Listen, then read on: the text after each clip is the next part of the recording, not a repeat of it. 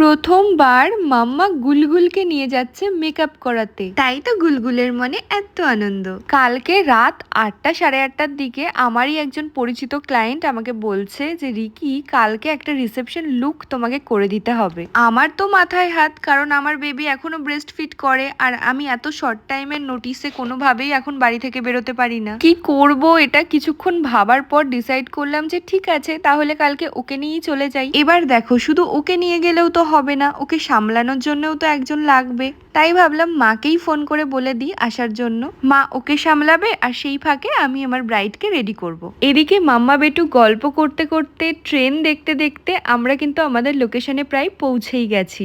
আজকে আমাদের লোকেশন ছিল ধুবুলিয়া, আর মাঝ রাস্তা থেকে গুলগুল তার দিদুনকে পেয়ে দিদুনের কোলে উঠে ঘুমিয়ে গেছে। আর তোমাদের বলে রাখি, আজকের ব্রাইড যেহেতু মুসলিম ব্রাইড ছিল, তাই আমাকে দিনের বেলাতেই যেতে হয়েছে সাজাতে। আর এদিকে লোকেশনে পৌঁছে তার আনন্দটা দেখো, সবার সাথে গল্প করতে শুরু করে দিয়েছে। ওকে যেহেতু প্রথম নিয়ে যাচ্ছি, আমি একটু ভয়ে ভয়ে ছিলাম যে ও কিভাবে কি রিয়াক্ট করবে, তবে তার রিয়াকশন দেখে তো আমি অবাক হয়ে গেছি। আমি ওখানে গিয়ে যা যা করছি, সে কিন্তু চুপটি করে দিদুনের কোলে বসে সেগুলোই দেখছে। আমি আমার প্রেগনেন্সিতে লোকেশনে গিয়ে এত ব্রাইড রেডি করেছি, আমার মনে হচ্ছিল যেন এগুলো ও সব জানে, পেটু থেকেই যেন সে সব কিছু দেখে দেখে ফিল করে রেখেছে। এমনই মনে হচ্ছিল যেন এটা কোনো নতুন জিনিসই নয় ওর কাছে।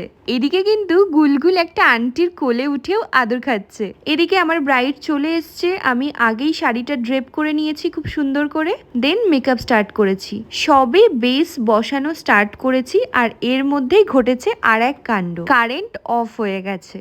ক্লায়েন্ট তো প্রচন্ড ঘামছে, আমি ভাবছি এবার কি হবে। তো যাই হোক, খুব বেশি টাইম লাগেনি, সাথে সাথেই আবার কারেন্ট চলে এসছে। আর আমার মেকআপটাও কমপ্লিট হয়ে গেছে, জাস্ট একটুখানি আই মেকআপের ডিটেলিং গুলো করছিলাম। লিপটা আমি একটু ডার্কের মধ্যেই রেখেছি, আমার মনে হলো নিউডের থেকে ডার্ক দিলেই ওর ফেসে বেশি ভাল লাগবে।